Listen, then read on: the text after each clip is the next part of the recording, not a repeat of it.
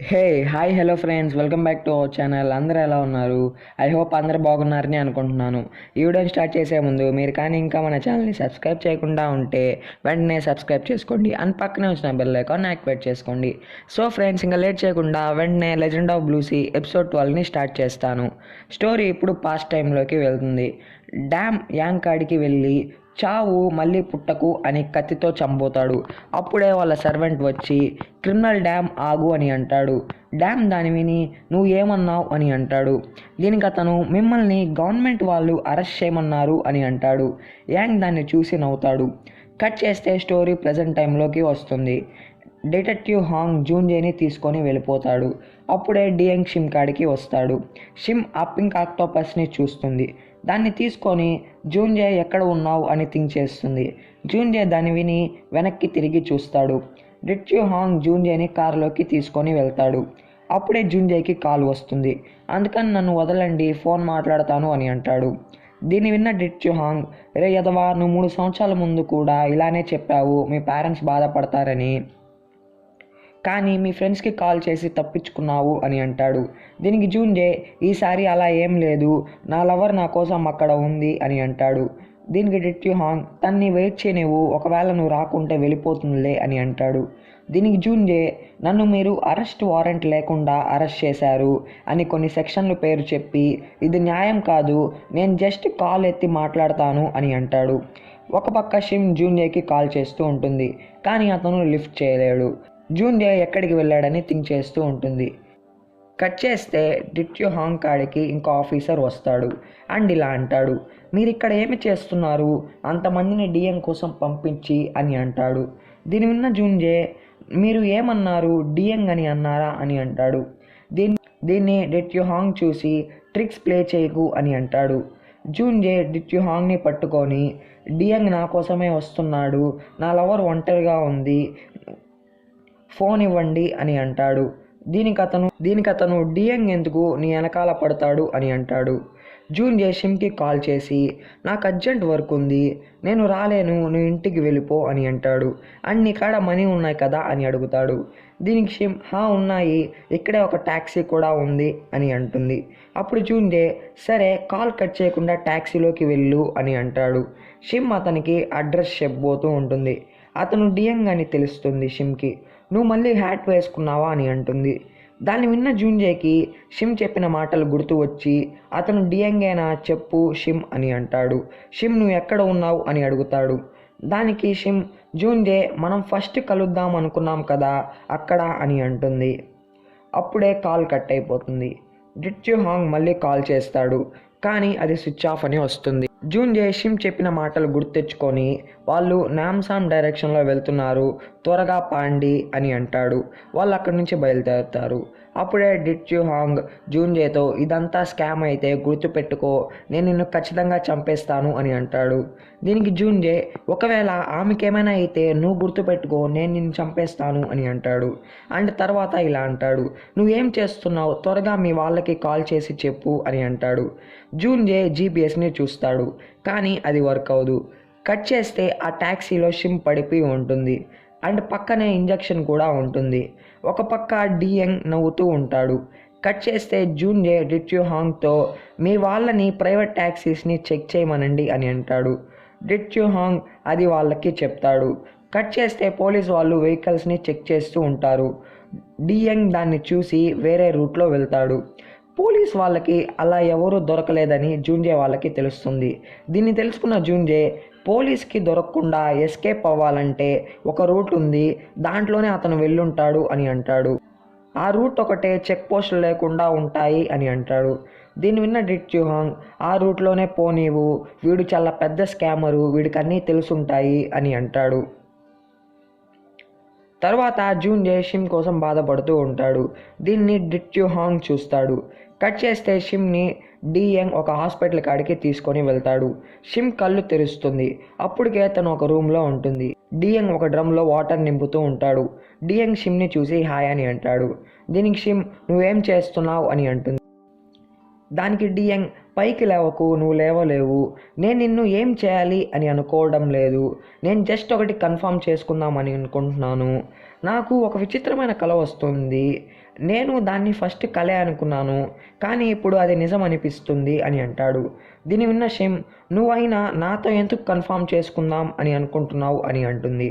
దీనికి ఎందుకంటే నా కల లోపల నువ్వు ఒక మెర్మైడ్వి, నువ్వు నీళ్ళలో ఉన్నప్పుడు మెర్మైడ్గా ఉంటావు, నేల మీదకి వస్తే మనిషిలాగా అవుతావు, సో నేను నిన్ను ఆ డ్రమ్లోకి వేస్తే నాకు కన్ఫామ్ అవుతుంది అని అంటాడు. కట్ చేస్తే డిటెక్టివ్ హాంగ్ వాళ్ళు ఆ దారిలో వెళ్తూ ఉంటారు. వాళ్ళు ఆ ట్యాక్సీని చూసి అక్కడికి వస్తారు. వాళ్ళు ముగ్గురు లోపలికి వెళ్ళి వెతుకుతూ ఉంటారు. ఒక పక్క షిమ్ వాళ్ళు రెస్ట్రికేటెడ్ ఏరియాలో ఉంటారు. డియంగ్ తన్ని వాటర్లో వేయడానికి ట్రై చేస్తాడు. అప్పుడు షిమ్ ఇలా అంటుంది, నీకు ఎలాంటి కల వచ్చిందో నాకు తెలియదు, కానీ ఒకవేళ నేను మెర్మైడ్ అయ్యి ఉంటే దాంట్లో నేను నీకు వార్నింగ్ ఇచ్చి ఉంటాను. మెర్మైడ్ని ఎవరైనా తాకితే వాళ్ళని మెర్మైడ్ కామ్గా వదిలేదు.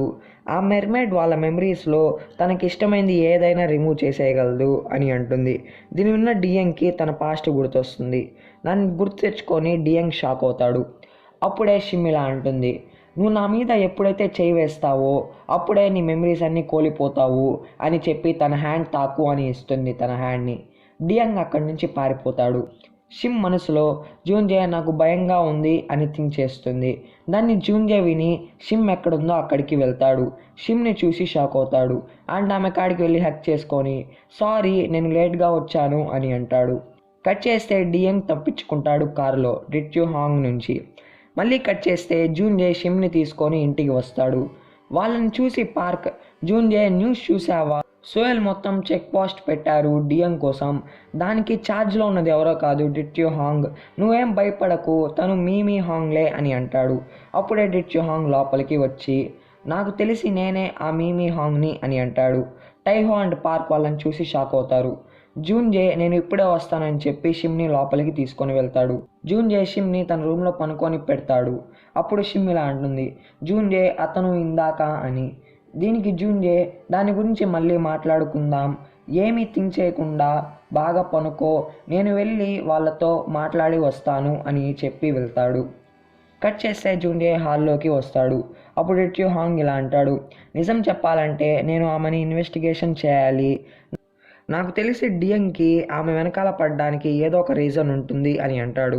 దీనికి జూన్జే నేను చెప్పాను కదా అతను నా కోసమే వచ్చాడు, కావాలంటే ఇది అని చెప్పి సీసీటీవీ ఫుటేజ్ చూపిస్తాడు అండ్ వాళ్ళ మేనేజర్ లాగా మెసేజ్ పెట్టిన మెసేజెస్ కూడా చూపిస్తాడు. దీనికి అతను నువ్వెప్పుడైనా అతన్ని స్కామ్ చేశావా అని అంటాడు. దీనికి జూన్జే లేదు అని అంటాడు. మనం ముందు ఆ పిచ్చి డియంగ్ని పట్టుకోవాలి అని అంటాడు. నేను మీకు హెల్ప్ చేస్తాను అని కూడా అంటాడు. దీనికి అతను నువ్వు హెల్ప్ చేస్తే అతను దొరికిపోతాడా అని అంటాడు. దాన్ని విన్న జూన్జే అతన్ని పట్టుకుందాం, తర్వాత నేను మీరు ఏం చెప్పినా అది చేస్తాను అని అంటాడు. దీనికి అతను ఏం చేస్తామని అంటాడు. దానికి జూన్జే నేను ఎక్కడ ఉంటానో అది మీకు తెలియజేస్తాను, ఇప్పుడు నాకు కోల్పోవడానికి చాలా ఉన్నాయి, అందుకని నేను ఇంకా పరిగెలేను, మీరు నన్ను నమ్మకపోయినా ఈ ఒక్కరోజు నన్ను వదిలేయండి అని అంటాడు. కట్ చేస్తే షిమ్ జూన్జే కేర్ తీసుకుంది అండ్ తను చెప్పిన మాటలు గుర్తు తెచ్చుకొని తన మనసులో దానికి మీనింగ్ నన్ను పెళ్లి చేసుకుందామనా, లేకుంటే తను వేరే అమ్మాయిని పెళ్లి చేసుకుంటాడా, కానీ తను ఎందుకు నా హెయిర్ని టచ్ చేశాడు, తనకి అది నచ్చిందా, నిజంగానే జూన్జే నన్ను ఇష్టపడుతున్నాడా అని థింక్ చేస్తూ ఉంటుంది. దీన్ని జూన్జే వింటాడు. షిమ్ ఆపకుండా థింక్ చేస్తూ ఉంటుంది. జూన్జేకి విసుగు పుట్టి హే కామ్గా నిద్రపోలేవా అని అంటాడు. దీనికి షిమ్ ఏమైంది జూన్జే అని అంటుంది. షిమ్ మనసులో మాటలు జూన్జే వింటున్నాడని షిమ్కి తెలియదు. అది ఎక్కడ తెలుస్తుందో అని జూన్జే ఏమి లేదులే త్వరగా పనుకో, గుడ్ నైట్, ఏమీ ఆలోచించకు అని చెప్పి వెళ్తాడు. తర్వాత జూన్జే వెళ్ళి పనుకుంటాడు. కానీ షిమ్ మళ్ళీ అతను ఎందుకు కోపడ్డాడు, నా మీద ఇష్టం లేదా, పిచ్చా లేకపోతే ఏదో అని ఆలోచిస్తూ ఉంటుంది. దాన్ని జూన్జే వినలేక బాధపడుతూ ఉంటాడు నైట్ అంతా. కట్ చేస్తే జింజు వాళ్ళు సీఈఓ కిమ్ మళ్ళీ ఎందుకు మనల్ని ఇగ్నోర్ చేస్తున్నారని ఆలోచిస్తూ ఉంటారు.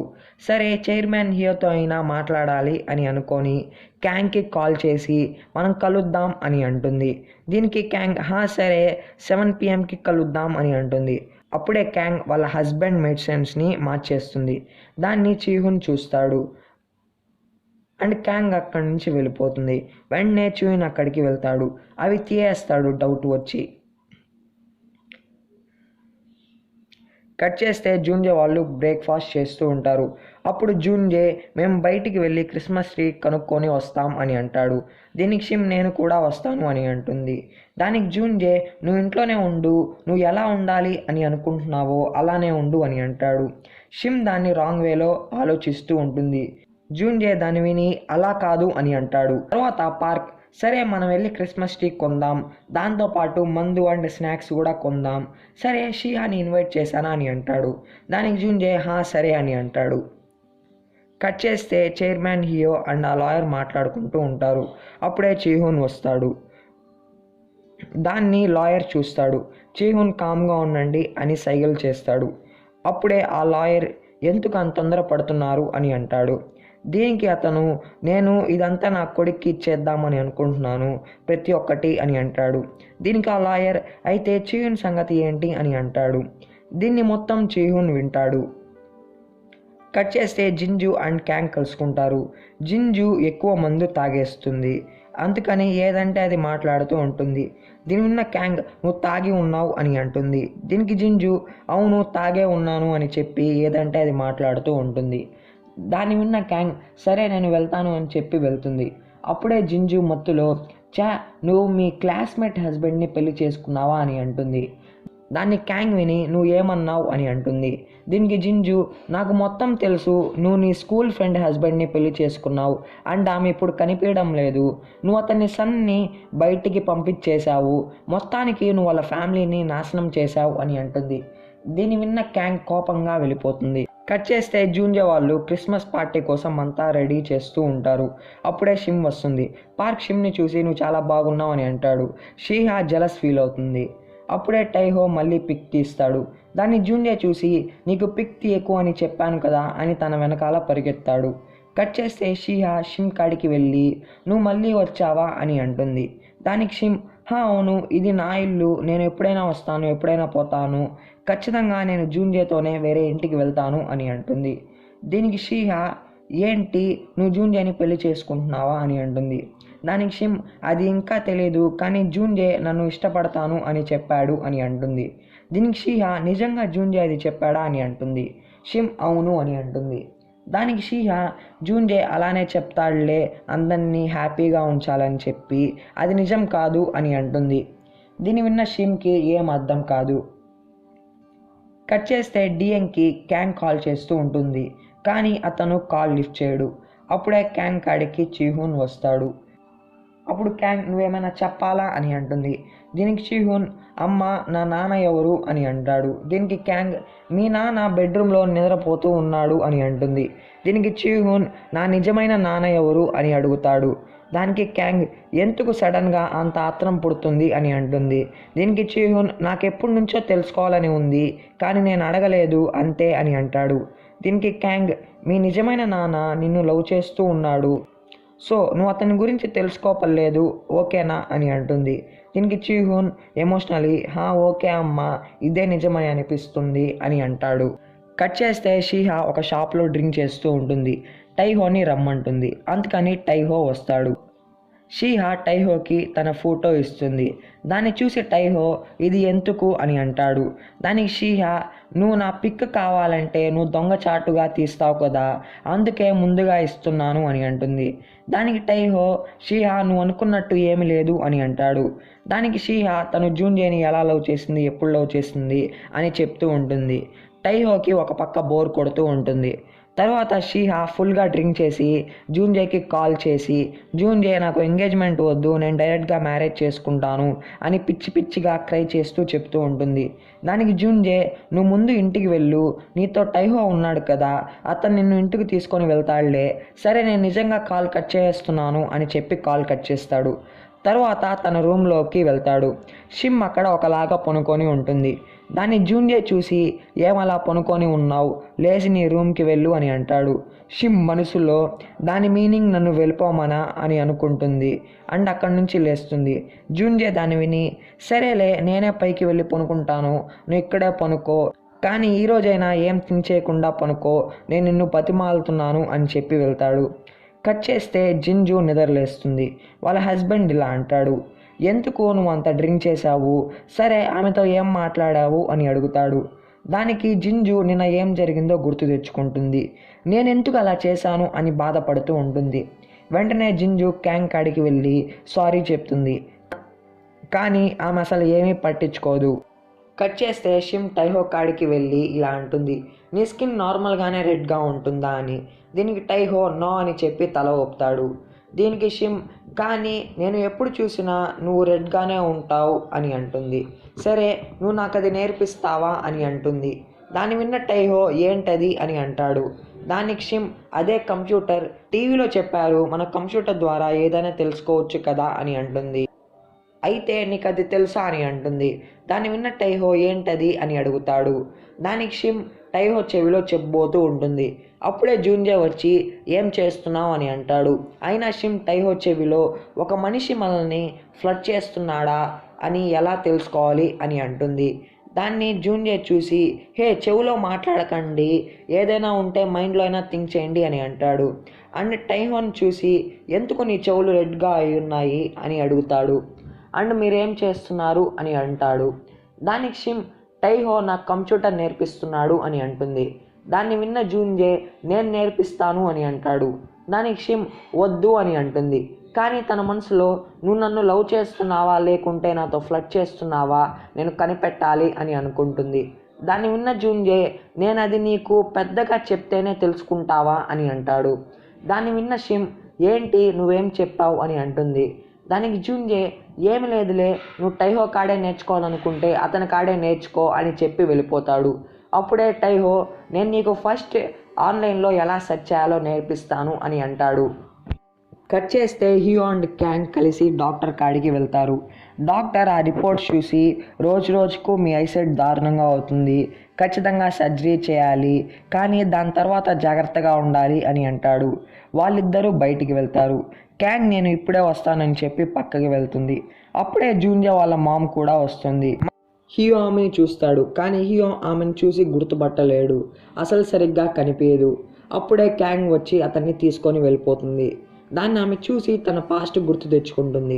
తన పాస్ట్లో క్యాంగ్ వచ్చి సారీ మనం స్కూల్లో అంతగా క్లోజ్గా లేము అని అంటుంది. దీనికి ఆమె పర్లేదులే జీహ్యూన్ అని అంటుంది. దీనికి క్యాంగ్ నా పేరు నేను మార్చుకున్నాను కొన్ని రీజన్స్ వల్ల, ఇప్పుడు నా పేరు క్యాంగ్ అని అంటుంది. దీనికి ఆమె హో అవునా, సరే నేను నా హస్బెండ్కి నీ గురించి చెప్తానులే, నువ్వు ఒకసారి వెళ్ళి కనపడు అని అంటుంది. దీనికి క్యాంగ్ థ్యాంక్స్ అని చెప్తుంది. అదంతా ఆమె గుర్తు తెచ్చుకుంటుంది. కట్ చేస్తే జూన్జే డిఎన్ గురించి సెర్చ్ చేస్తూ ఉంటాడు. అప్పుడే చీహున్ కాల్ చేస్తాడు.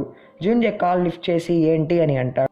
అప్పుడు చీహున్ ఫుల్గా డ్రింక్ చేసి ఉంటాడు అండ్ ఇలా అంటాడు, ఓ నువ్వు రియల్ సన్ కదా, నేను ఫేక్ సన్ని. దీనికి జూన్జే నువ్వు నాకు క్లోజ్ అనుకుంటున్నావా అని అంటాడు. దానికి చీహున్ లేదు లేదు, ఒక ఫేక్ సన్ ఎలా రియల్ సన్కి క్లోజ్ అవుతాడు అని అంటాడు. దీన్ని విన్న జూన్జే నువ్వు తాగి ఉన్నావా అని అంటాడు. దానికి చీహున్ జూన్జే నేను మీ నాన్నగారిని కాపాడలేకపోతున్నాను, మీ నాన్నని నువ్వే కాపాడుకో, నేను మా అమ్మని కాపాడుకుంటాను అని అంటాడు.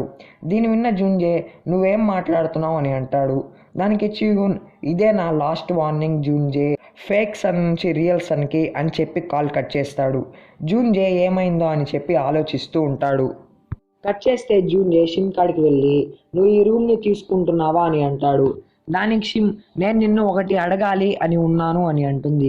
జూన్జే ఏంటది అని అంటాడు. షిమ్ మనసులో నువ్వు నన్ను లవ్ చేస్తున్నావు అని ఎందుకు చెప్పావు, నన్ను ఎందుకు హక్ చేసుకున్నావు, అయినా నా హెయిర్ని ఎందుకు టచ్ చేసావు, నువ్వు లవ్ చేస్తున్నావా లేకుంటే షీహా చెప్పినట్టు ఫ్లడ్ చేస్తున్నావా, నాకు తెలీదు, నన్ను లవ్ చేస్తున్నావా లేదా అని అనుకుంటుంది. కానీ బయటికి ఏం లేదు అని చెప్తుంది. దాన్ని జూన్జే మొత్తం వింటాడు. దానికి జూన్జే ఏం అడగాలో అడుగు అని అంటాడు. దానికి షిమ్ నేను నైట్ మొత్తం ఆలోచించి అడుగుతాను అని చెప్తుంది. జూన్జే షిమ్ని ఆపి తన హెడ్ మీద కిస్ చేసి ఇప్పటి నుంచి ఏం ఆలోచించకు అండ్ ఏమీ చేయకు అని చెప్పి కిస్ చేస్తాడు. సో ఫ్రెండ్స్, ఇక్కడతో ఎపిసోడ్ 12 అయిపోతుంది. ఐ హోప్ మీకు వీడియో నచ్చింది అనుకుంటున్నాను. మీకు కానీ వీడియో నచ్చితే లైక్ చేయండి, షేర్ చేయండి అండ్ మీరు ఫస్ట్ టైం మన ఛానల్ని చూస్తుంటే వెంటనే సబ్స్క్రైబ్ చేసుకోండి అండ్ పక్కనే వచ్చిన బెల్ ఐకాన్ యాక్టివేట్ చేసుకోండి. సో ఫ్రెండ్స్, నెక్స్ట్ వీడియోలో నెక్స్ట్ ఎపిసోడ్తో మీ ముందు ఉంటాను. Until than take care my friends.